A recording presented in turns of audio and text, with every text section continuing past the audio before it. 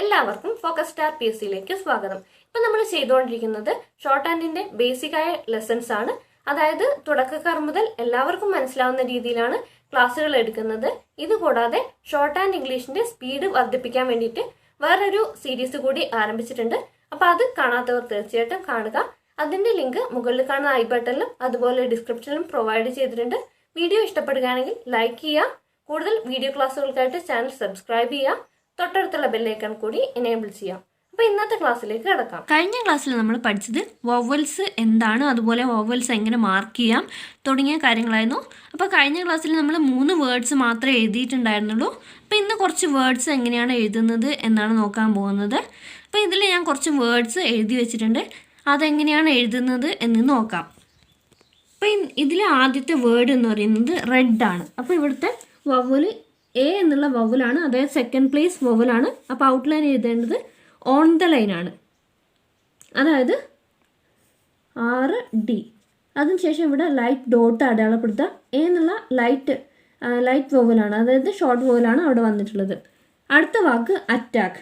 ആ എന്നുള്ള first place വവലാണ് വന്നിട്ടുള്ളത്. അതുകൊണ്ട് തന്നെ അവിടെ എഴുതേണ്ടത് എബവ് ദ ലൈനാണ് എഴുതേണ്ടത്.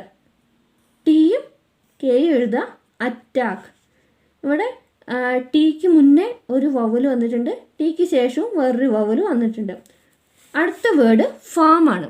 ഫാം എന്ന് പറയുമ്പോൾ ആ എന്നുള്ള ഫസ്റ്റ് പ്ലേസ് വവലാണ് വന്നിട്ടുള്ളത്. എബവ് ദ ലൈനാണ് ഔട്ട്ലൈൻ എഴുതേണ്ടത്.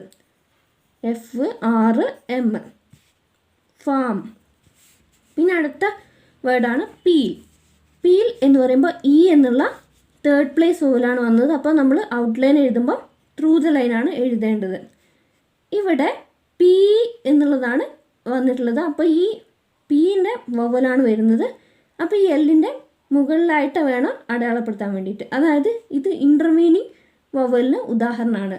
അതായത് പി എന്ന് പറയുന്ന ഇ എന്നുള്ള ഈ വവൽ ഇവിടെ മാർക്ക് ചെയ്ത് കഴിഞ്ഞിട്ടുണ്ടെങ്കിൽ അത് വായിക്കുന്നത് പി എന്നല്ല ലീ എന്നാണ് വായിക്കുക. അപ്പോൾ ഇവിടെയാണ് മാർക്ക് ചെയ്യേണ്ടത്. അടുത്ത വേർഡ് പിൽ. ഇതും അതുപോലെ തന്നെയാണ്, ഇൻ്റർവീനിങ് തേർഡ് പ്ലേസ് വവലാണ് വന്നിട്ടുള്ളത്.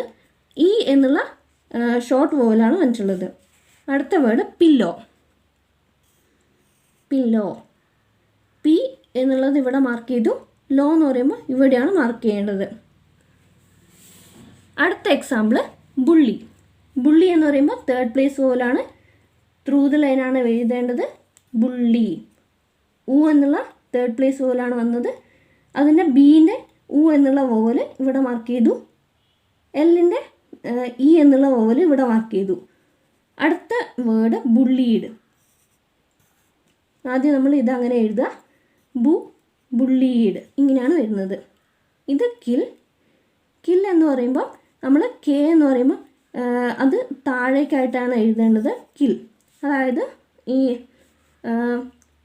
ഹൊറിസോണ്ടൽ ആയിട്ടുള്ള സ്ട്രോക്സ് വരികയാണെങ്കിൽ അത് ത്രൂ ദ ലൈൻ എഴുതാൻ പറ്റില്ലല്ലോ.